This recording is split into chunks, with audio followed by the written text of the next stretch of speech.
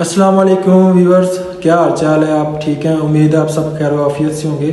मेरा नाम है अबू बकर और ये मेरा यूट्यूब चैनल है। जैसा कि आपने मेरी लास्ट वीडियो में मैंने आपको एक्सप्लेन करने की कोशिश की है, जो कि था बेसिक्स ऑफ एयर कंडीशनिंग, ठीक है। तो आज ये जो पार्ट 2 है ये अपने लास्ट तक देखना है। तो आज जो हम पढ़ेंगे वो ये है कि application and number 4 standard comfort condition. तो चलिए स्टार्ट करते हैं। जी व्यूअर्स, ये नंबर 3 पे है applications, industrial applications. Industry applications में आ रहा है फूड इंडस्ट्री। फूड इंडस्ट्री, जैसा कि आपको पता है, फूड इंडस्ट्री में फल और सब्जियों को ख़राब होने से बचाने के लिए और कोल्ड ड्रिंक्स वगैरह को महफूज रखने के लिए ये जो एयर कंडीशनिंग का सिस्टम है वो इस्तेमाल किया जाता है। और इधर है फोटोग्राफिक इंडस्ट्री, इधर भी इस्तेमाल किया जाता है।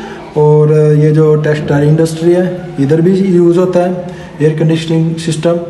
एंड प्रिंटिंग इंडस्ट्री, इधर भी यूज़ होता है। मशीन टूल इंडस्ट्री, इधर भी ये जो सिस्टम एयर कंडीशनिंग का ये यूज़ होता है। और नंबर 2 पे है theatre air conditioning.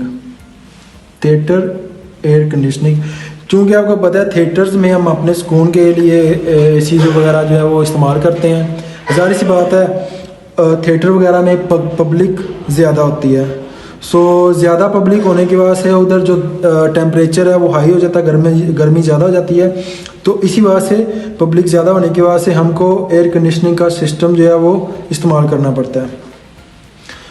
Departmental store air conditioning, departmental store air conditioning, इधर भी ये एयर कंडीशनिंग का जो सिस्टम है वो इस्तेमाल होता है डिपार्टमेंटल स्टोर वगैरह में, क्योंकि कोल्ड स्टोरेज में आलू और प्याज वगैरह को महफूज करने के लिए भी एयर कंडीशनिंग का सिस्टम जो है वो इस्तेमाल किया जाता है, ताकि ये आलू वगैरह, प्याज वगैरह और दीगर जो चीज़ें हैं वो ख़राब ना हो। तो उसके बाद आता है ट्रांसपोर्ट एयर कंडीशनिंग। जैसा कि आपको पता है जो ट्रांसपोर्ट में आपको पता है ये जो मेडिसिन्स वगैरह जिधर लॉन्ग डिस्टेंस हो उधर भी एयर कंडीशनिंग इस्तेमाल किया जाता है, ताकि जो स्टेट टू स्टेट जो मेडिसिन्स और वैक्सीन्स वगैरह और दूसरी फ़िश वगैरह चीज़ें लेके जाते हैं उनको महफूज बनाने के लिए एयर कंडीशनिंग सिस्टम यूज़ किया जाता है, ताकि ये जो है ना वो चीज़ें ये 1 या 2 दिन से ज़्यादा चीज़ें ये महफूज नहीं रह सकती। इस वजह से एयर कंडीशनिंग सिस्टम इस्तेमाल किया जाता है। और उसके बाद आ जाता है ऑटोमोबाइल एयर कंडीशनिंग, उधर भी इस्तेमाल होता है ये। ट्रेन एयर कंडीशनिंग, इधर भी इस्तेमाल होता है। ट्रेन वगैरह चलती है तो उधर भी इस्तेमाल करना पड़ता है हमें। उसके बाद है शिप एयर कंडीशनिंग।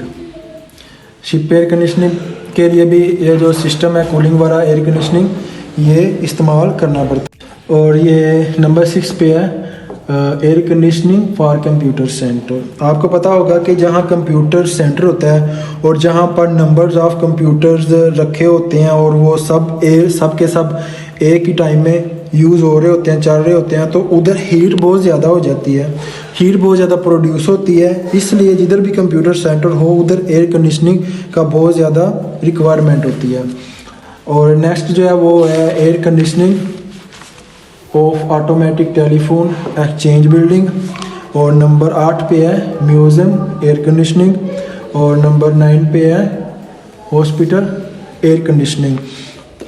चूँकि हम अलग अलग कैटेगरी का और अलग अलग डिज़ाइन का एयर कंडीशनिंग बनाते हैं, ताकि अलग अलग जो है वो रिक्वायरमेंट जिधर जैसी रिक्वायरमेंट हो उसके मुताबिक उधर एयर कंडीशनिंग सिस्टम यूज़ होता है। उसके बाद नंबर 4 पे है standard comfort conditions. Standard comfort conditions का मतलब ये है कि टेम्परेचर ऑफ एयर, ठीक है। Temperature of air 70 to 25 degree dry bulb temperature. इसका क्या मतलब है? इसका मतलब ये है कि ये जो एसी का जो टेम्परेचर है, ठीक है, वो जो कंफर्ट टेम्परेचर है वो 70 to 25 है, ठीक है। उसके बाद मॉइस्चर लेवल क्या है? मॉइस्चर लेवल जो है वो 30 to 70 है। मतलब कि हीट बल्ब, और आप ये कह सकते हैं कि जो रूम टेम्परेचर है, ठीक है, 30 to 70% रिलेटिव ह्यूमिडिटी। सो आज के लिए इतना ही। جی ویورز، یہ آج کا پارٹ 2 تھا، تو میں نے آپ کو ایکسپلین کرنے کی کوشش کی ہے. امید ہے انشاءاللہ آپ کو سمجھ آ گئی ہوگی، تو آپ سمجھ گئے ہوں گے. تو انشاءاللہ ملتے ہیں نیکسٹ ویڈیو میں. یہ ویڈیو دیکھنے کا بہت شکریہ، دعا میں یاد رکھیے گا. اللہ حافظ.